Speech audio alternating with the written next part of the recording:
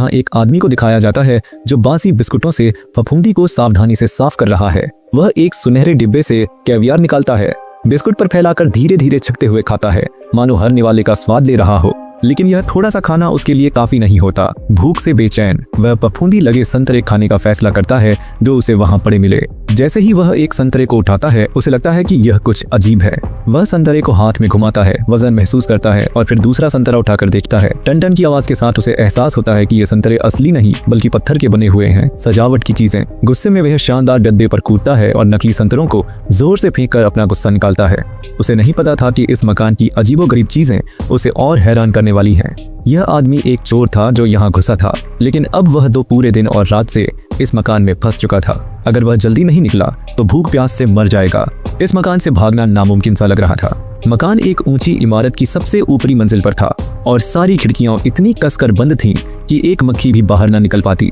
आखिरी उम्मीद में उसकी नजर मकान के मुख्य दरवाजे पर पड़ी जो लकड़ी का बना था। वह तेजी से दरवाजे को टटोलने लगा, कमजोर जगह ढूंढने की कोशिश करते हुए। कुछ देर बाद उसे एक जगह मिली और वह दरवाजे को जोरदार धक्के मारने लगा। उसने सोचा कि अगर दरवाजे में छेद कर लिया तो बाहर से ताला खुल सकता है। थोड़ी देर संघर्ष के बाद उसने दरवाजे पर लगी सजावटी पट्टी को उखाड़ फेंका, जिसके नीचे नरम लकड़ी का हिस्सा दिखाई दिया। उसने चाकू से लकड़ी को काटना शुरू किया, जिससे छोटे छोटे लकड़ी के टुकड़े चारों तरफ बिखर गए। लेकिन समय बीतने के साथ मकान की एयर कंडीशनिंग खराब हो गई और अंदर का तापमान तेजी से बढ़ने लगा। आदमी का शरीर पसीने से तरबतर हो गया। तभी उसने दरवाजे पर चाकू से टाप मारी और टन की धातु जैसी आवाज सुनाई दी। लगा जैसे मकान उसके साथ क्रूर मजाक कर रहा हो। लकड़ी के दरवाजे के अंदर स्टील की प्लेट लगी थी। आदमी टूट गया और दरवाजे से सिर टिकाकर फूट फूट कर रोने लगा। उसने खुद से वादा किया कि अगर वक्त पलट सके तो कभी चोरी नहीं करेगा। रात में वह बिस्तर पर लेटा और वॉकी टॉकी से अपने साथियों को मदद के लिए पुकारने लगा। दिल में वह जानता था कि उसके साथी उसे छोड़ चुके हैं, लेकिन फिर भी उसने छोटी सी उम्मीद नहीं छोड़ी। अगले दिन एयर कंडीशनिंग ने कमरे को और गर्म कर दिया। पसीने में डूबा आदमी कंट्रोल पैनल पर जाकर तापमान कम करने की कोशिश करता है, लेकिन कुछ नहीं होता। फिर पानी की सप्लाई भी बंद हो जाती है। प्यास से व्याकुल वह मकान के स्विमिंग पूल से पानी पीता है, लेकिन तुरंत थूक देता है। पानी में केमिकल थे, जहरीला। मजबूरन उसने कपड़े उतारे, स्विमिंग पूल के पानी में भिगोकर शरीर पोंछा ताकि गर्मी सहन कर सके। उसने पुलिस को फोन करने की कोशिश की, लेकिन फोन नकली निकला। कंप्यूटर चेक किया तो इंटरनेट केबल भी बेकार। निराश होकर वह मकान में कुछ ढूंढने लगा, लेकिन सिर्फ बेकार पुरानी तस्वीरें और रसोई के बर्तन मिले। आखिरकार वह एक मेज पर बैठा बच निकलने का रास्ता सोचने लगा। तभी उसकी नजर ऊपर लटकी लाइट पर पड़ी। उसे लगा कि लाइट किसी बाहरी चीज से जुड़ा है। शायद वो इससे चढ़कर वह इस जगह से बच सकता है। छत बहुत ऊंची थी, इसलिए आदमी ने फर्नीचर जैसे टेबल और बुक शेल्फ इकट्ठा करना शुरू किया। उसने सारी चीजें एक जगह पर जमा कर दी। फिर उसने एक कुर्सी से कपड़े के टुकड़े फाड़े और उन्हें रस्सियों की तरह इस्तेमाल कर फर्नीचर को एक साथ बांध दिया। कड़ी मेहनत के बाद आदमी फर्नीचर को एक ऊंचे टावर में जमा करने में कामयाब हो गया। उसने टावर को हिलाकर देखा कि क्या वह मजबूत है। जब उसे लगा सब सुरक्षित है तो वह एक स्टूल लाया और धीरे धीरे चढ़ने लगा। उसे लगा कि वह आखिरकार बाहर निकलने वाला है, लेकिन जब वह ऊपर पहुंचा तो निराश हो गया। छत अभी भी बहुत दूर थी। गुस्से में आदमी ने एक महंगा फूलदान उठाया और जोर से जमीन पर पटक दिया। फूलदान चकनाचूर हो गया। आदमी ने टुकड़ों में से सबसे चिकने टुकड़े चुने।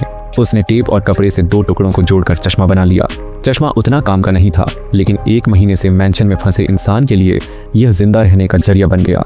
अगले कदम में उसने नुकीली छड़ और चम्मच उठाई। वह छत के ब्लास्ट प्रूफ कांच के किनारे टैप करने लगा। अगर वेंट खुल जाता तो वह इस अजीब मेंशन से भाग सकता था। थोड़ी देर में उसने दीवार का छोटा सा हिस्सा तोड़ दिया, लेकिन गिरती धूल और मलबा उसके चेहरे पर आ गिरा। खैर, चश्मे ने उसकी आंखें बचा लीं। आदमी को लगा कि वह बचने के करीब है, लेकिन दीवार और तोड़ने पर उसे अंदर एक बोल्ट दिखा।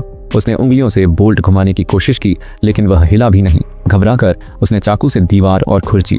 तब पता चला कि ब्लास्ट प्रूफ कांच को जकड़े रखने वाले बारह बोल्ट थे। उम्मीद न छोड़ते हुए आदमी ने मेंशन के सभी अलमारियां खंगाली, लेकिन उसे सिर्फ मालिक की पर्सनल तस्वीरें और रसोई के बर्तन मिले। निराश होकर वह कंबल ओढ़कर खिड़की के पास खड़ा हो गया। समझ नहीं आ रहा था कि अब क्या करे। उसी रात लिविंग रूम का सिक्योरिटी कैमरा चमकता दिखा। दरवाजे की लाइट जलते देख उसने बाहर क्लीनर को बैठे देखा।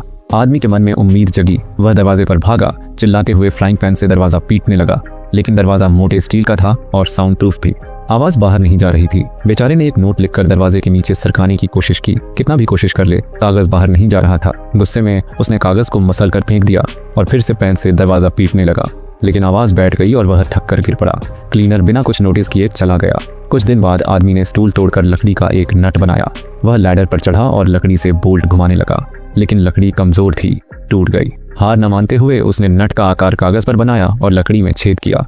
फिर कोशिश की। इस बार कामयाबी मिली। बोल्ट धीरे धीरे घूमने लगा। सावधानी से उसने इसे पूरा खोल दिया। पहला बोल्ट निकालते ही उसके चेहरे पर पहली बार मुस्कुराहट आई। अगले कुछ दिनों तक वह बिना रुके बाकी बोल्ट निकालता रहा। भूख लगने पर मेंशन की सजावटी मछलियां पकड़कर खाईं। प्यास लगी तो पौधों का पानी पिया। एक एक कर सारे बोल्ट निकालकर अलग रख दिए। लकड़ी का रिंच बार बार टूटता, इसलिए हर बार नया बनाना पड़ता। आखिरकार सारे बोल्ट निकाल लिए। हालांकि उसकी टांग में चोट आई और मेंशन का सारा लकड़ी का फर्नीचर खत्म हो गया। अंततः ब्लास्ट प्रूफ कांच हटा दिया गया। शानदार मेंशन अब उसकी मेहनत से बर्बाद हो चुका था। थोड़ा अपराध बोध महसूस करते हुए आदमी ने दीवार पर माफी मांगने वाला लंबा मैसेज लिखा। फिर वह लैडर पर चढ़ा और 1 महीने के बाद वेंट के रास्ते मेंशन से भाग निकला।